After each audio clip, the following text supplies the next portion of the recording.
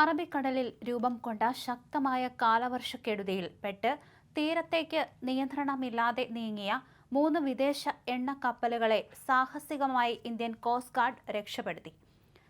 കോടതി ഉത്തരവിനെ തുടർന്ന് കസ്റ്റഡിയിലായിരുന്ന കപ്പലുകളാണ് കഴിഞ്ഞ ഞായറാഴ്ച അപകടത്തിൽപ്പെട്ടത്. ഇറാനുമായി ബന്ധമുള്ള ഈ കപ്പലുകൾ ഇന്ധനക്കടത്ത് കേസിലാണ് നേരത്തെ ഇന്ത്യൻ അധികൃതർ കസ്റ്റഡിയിലെടുത്തത്. കനത്ത കാറ്റിലും തിരമാലകളിലും പെട്ട് കപ്പലുകളുടെ നങ്കൂരം നഷ്ടപ്പെടുകയും ഇവ തീരത്തേക്ക് അടിഞ്ഞു തുടങ്ങുകയുമായിരുന്നു. ഡയറക്ടറേറ്റ് ജനറൽ ഓഫ് ഷിപ്പിംഗ് നൽകിയ അടിയന്തര സന്ദേശത്തെ തുടർന്നാണ് കോസ്റ്റ് ഗാർഡ് രക്ഷാപ്രവർത്തനത്തിനായി ഇറങ്ങിയത്. അസ്വാൾ സ്റ്റാർ, സ്റ്റെല്ല റൂബി, അൽ ജാസിയ എന്നീ കപ്പലുകളാണ് അപകടത്തിൽപ്പെട്ടത്. കഴിഞ്ഞ ഫെബ്രുവരി ആദ്യവാരത്തിലാണ് മുംബൈ തീരത്തുനിന്ന് ഏകദേശം 100 നോട്ടിക്കൽ മൈൽ അകലെ വച്ച് ഈ കപ്പലുകളെ ഇന്ത്യൻ സുരക്ഷാ സേന പിടികൂടുന്നത്. അന്താരാഷ്ട്ര നിയമങ്ങൾ ലംഘിച്ച് കടലിൽ വെച്ച് പരസ്പരം ഇന്ധനം കൈമാറിയതിനും ഇറാന്റെ ബിറ്റുമെൻ മോഷ്ടിച്ച് കടത്തിയതിനുമാണ് ഇവയ്ക്കെതിരെ കേസെടുത്തിട്ടുള്ളത്. പിടിക്കപ്പെടാതിരിക്കാൻ ഇവ തങ്ങളുടെ യാത്രാ വിവരങ്ങൾ പുറത്തുവിടുന്ന AIS സംവിധാനം ഓഫാക്കിയിരുന്നു.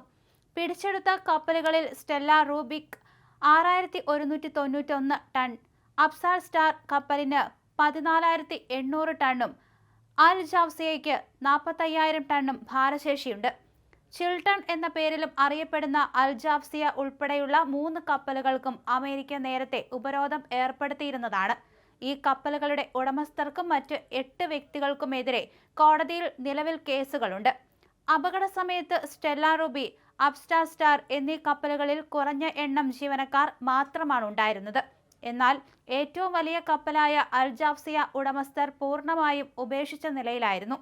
ഈ കപ്പലുകൾ പൊളിക്കാനായി മാറ്റിവെച്ചിരിക്കുകയാണെങ്കിലും കേസ് നടത്തിക്കുന്നതിനാൽ ആദ്യത്തെ 2 കപ്പലുകളും വിട്ടു നൽകാൻ കോടതി തയ്യാറായിരുന്നില്ല. കേസിലെ അന്വേഷണം ഇപ്പോഴും സങ്കീർണമായ രീതിയിലാണ് പോകുന്നത്. അസാൾട്ട് സ്റ്റാർ എന്ന കപ്പൽ തങ്ങൾ മാലിദ്വീപിൽ രജിസ്റ്റർ ചെയ്തതാണെന്ന വ്യാജരേഖയാണ് ചമച്ചിരുന്നത്. ഇത് അന്താരാഷ്ട്ര തലത്തിൽ വലിയ നിയമപ്രശ്നങ്ങൾക്ക് കാരണമായിട്ടുണ്ട്.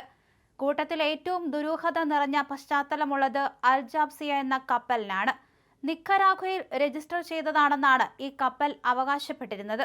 എന്നാൽ ഇത് വ്യാജമാണെന്ന് തെളിഞ്ഞു. 2024 മുതൽ ഈ കപ്പൽ ഇസ്താനി, അതുപോലെ അരൂബ, ഖയാന തുടങ്ങിയ വിവിധ രാജ്യങ്ങളുടെ വ്യാജ രജിസ്ട്രേഷൻ രേഖകൾ മാറി മാറി ഉപയോഗിച്ചിരുന്നതായി കണ്ടെത്തിയിട്ടുണ്ട്. കപ്പലുടമകൾ ജീവനക്കാരെ വഴിയിൽ ഉപേക്ഷിച്ചതായി ബോധ്യപ്പെട്ടതിനെ തുടർന്ന് കപ്പലിലുണ്ടായിരുന്ന 50ഓളം ജീവനക്കാരെ സ്വന്തം നാടുകളിലേക്ക് തിരിച്ചയക്കാൻ ബോംബെ ഹൈക്കോടതി നേരത്തെ ഉത്തരവിട്ടിരുന്നു. കൂടാതെ ഉപേക്ഷിക്കപ്പെട്ട അൽ ജാസിയ എന്ന കപ്പൽ ഗുജറാത്തിലെ അലങ്ങാലിലുള്ള കപ്പൽ പൊളിക്കൽ ശാലയിലേക്ക് മാറ്റാനും കോടതി അനുമതി നൽകി. ഞായറാഴ്ച അപകട വിവരമറിഞ്ഞ് കോസ്റ്റ് ഗാർഡിന്റെ സാമ്രാട്ട് എന്ന അത്യാധുനിക കപ്പൽ ഉടൻ തന്നെ സംഭവ സ്ഥലത്തേക്ക് തിരിച്ചു. എന്നാൽ ജീവനക്കാരില്ലാതിരുന്ന അൽ ജാസിയ കപ്പൽ നിയന്ത്രണം വിട്ട് മണൽത്തിട്ടയിൽ ഇടിച്ചു നിൽക്കുകയാണ് ചെയ്തത്. മറ്റ് 2 കപ്പലുകളിലെയും ജീവനക്കാരെ കോസ്റ്റ് ഗാർഡ് സുരക്ഷിതമായി പുറത്തെടുത്തു. വാട്ടർ ലില്ലി എന്ന അടിയന്തര ടവിംഗ് കപ്പലിന്റെ സഹായത്തോടെ മറ്റ് 2 കപ്പലുകളെയും സുരക്ഷിതമായ പുതിയ നങ്കൂരത്തിലേക്ക് മാറ്റാൻ സാധിച്ചു. കടലിൽ എണ്ണ ചോർച്ചയോ മറ്റ് മലിനീകരണങ്ങളോ ഉണ്ടാകാതിരിക്കാൻ കോസ്റ്റ് ഗാർഡിന്റെ പ്രത്യേക മലിനീകരണ നിയന്ത്രണ കപ്പലായ ICGS സമുദ്രപ്രഹരി പ്രദേശത്ത് നിലയുറപ്പിച്ചിട്ടുണ്ട്.